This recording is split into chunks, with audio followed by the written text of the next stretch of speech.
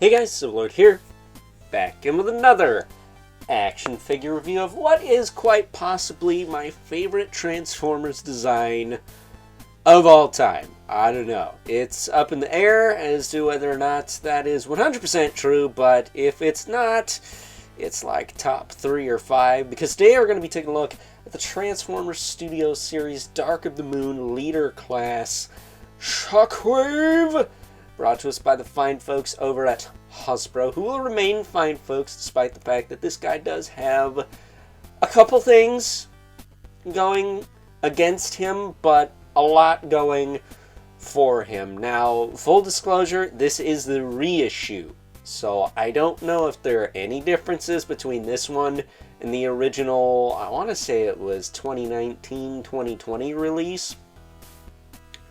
So if you do have that, you notice a difference, let me know. I will say there are a couple of mechanical differences between this one and the old one, particularly with the tube and the blade that goes on his forearm. I've seen a couple of reviews of this guy say that this blade here, which is very gummy for like no freaking reason. I don't know why this is so gummy. That's pretty crap. But they say it falls out pretty easily. Mine it doesn't. Mine actually stays in there okay. And then this tube, which you can see hooks into his back and then to his gun arm, is kind of hard to take out. It is on the gun, but not so much on the back. That said, in terms of actual accessories this guy comes with, he does come with little figures of brains and wheelie. I don't know where I put those. I think they're in an accessory bag somewhere. They are microscopic though, so you're not really missing much if you don't have those. What I do have, however, is the little paratrooper, which if you think you can drop this guy and he's going to float, he doesn't really. I was hoping this was going to be like one of those little paratroopers I used to get from the arcade in Lake George, but Lake George, New York, for those of you not in the know. But it is not. It is just some... They couldn't even give us that. They couldn't even give us a fun little paratrooper.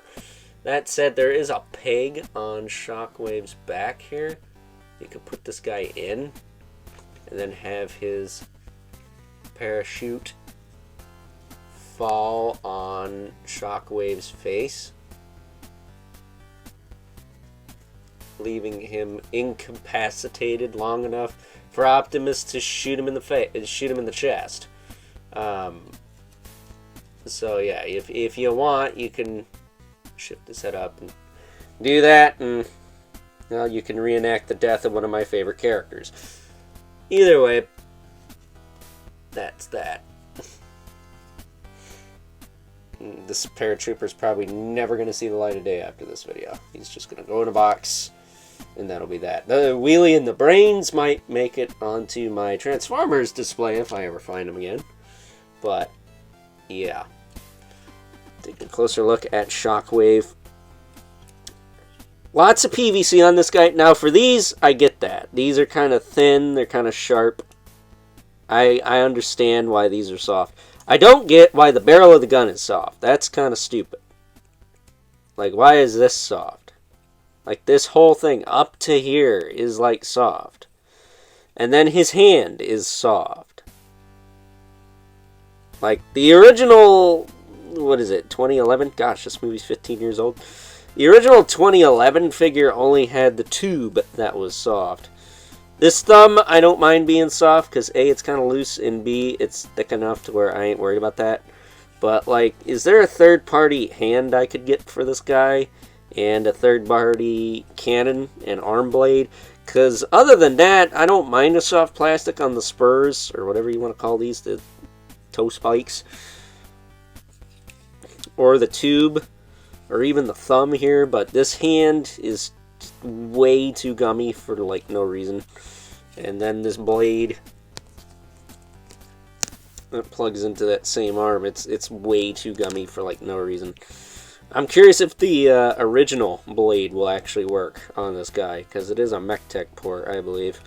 But as far as articulation goes, his head can look side to side. He can look up really far, mostly due to transformation. He's got a little tilt, not a ton.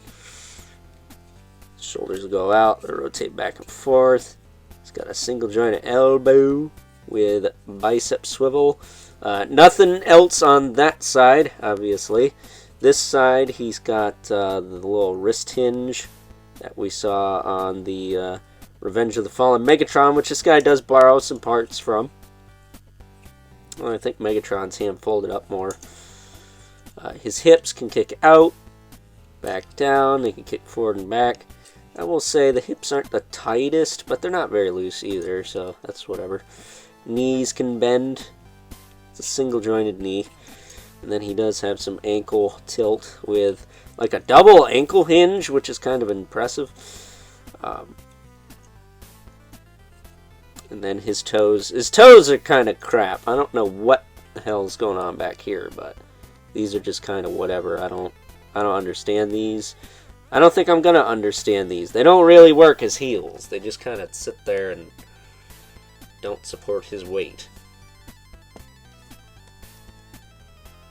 But yeah, this is a cool figure. I like the way he looks aesthetically.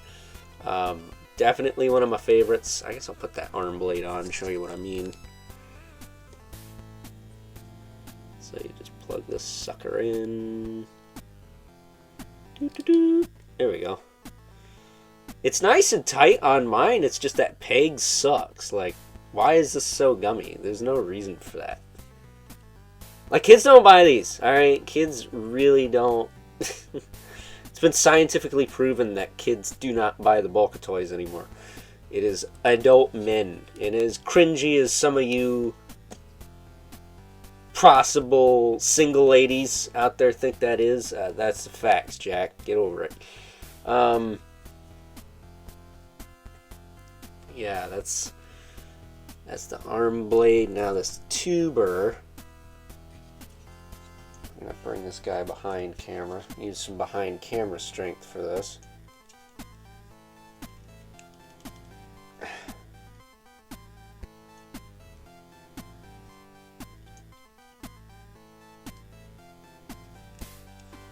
And then it hooks into the gun down here, I think.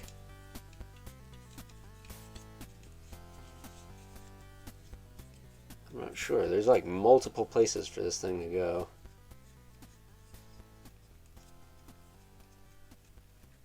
There's a port for like robot mode, and there's a port for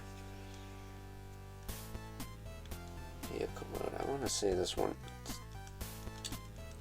further down is robot mode.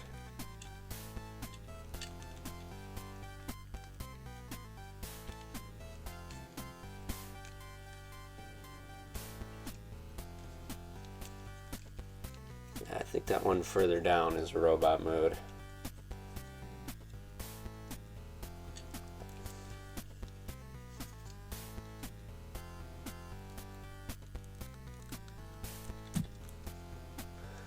Alright, that part you gotta use a decent amount of elbow grease on.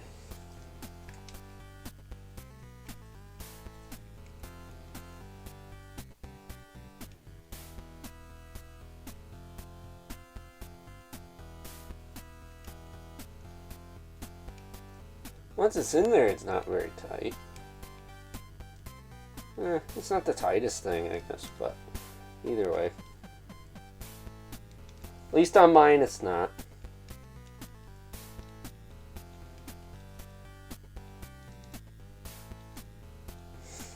But I haven't been jorking it around that much either. But yeah, they could have made this a little easier to pop in and out. Since this is a reissue, and reissues should address some of those previous problems.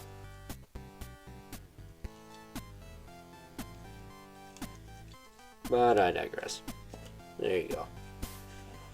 I will say the ankles are not the tightest either, but then again, he's got useless heels.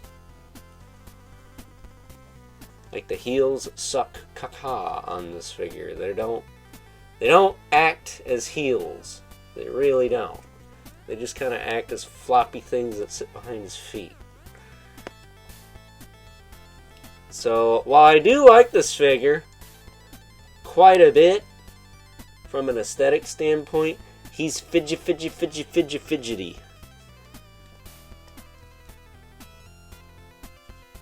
He's very fidgety. For like, not a lot of good reasons.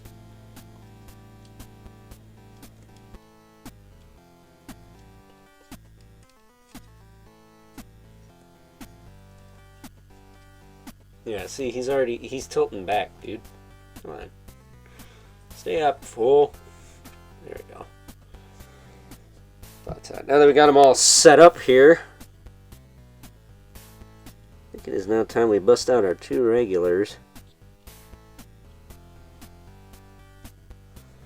Oh, look at that. This one foot's not even on it. What the hell? You know, it's stupid. I had him standing just fine before I decided to mess with him for this review. There. You lean him forward enough, he'll stay up. But now he's too far forward. You really gotta have his feet bent and stuff in order for this to work.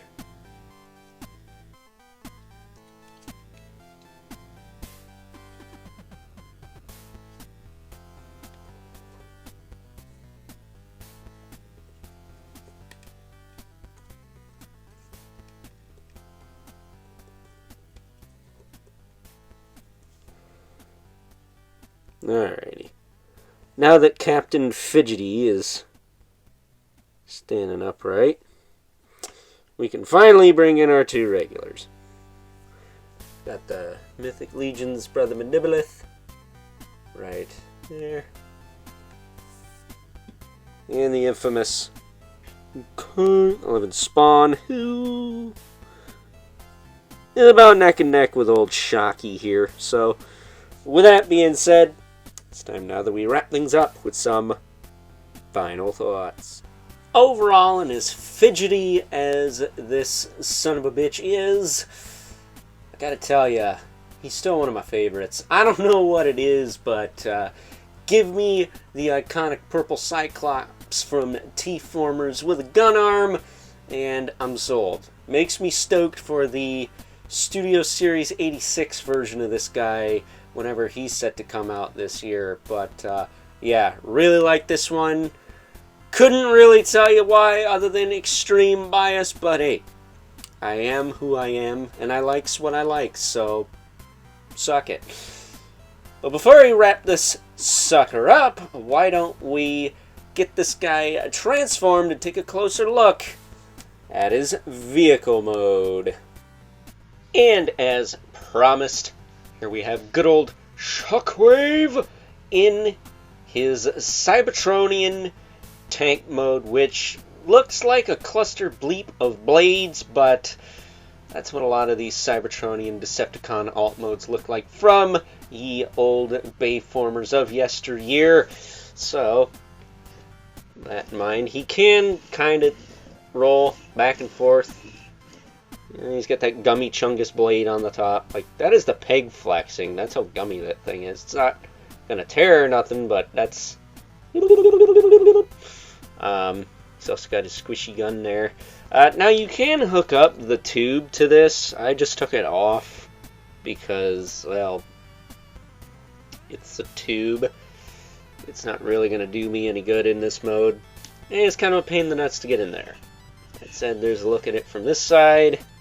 See his big arse cannon. Very reminiscent of the original Voyager class from back in the day. So, it's alright, but I think this guy really shines in his robot mode. And that's how he is more than likely going to stay in my display. So, with that being said, I hope you guys enjoyed this review. Until next time, I'll catch you guys later.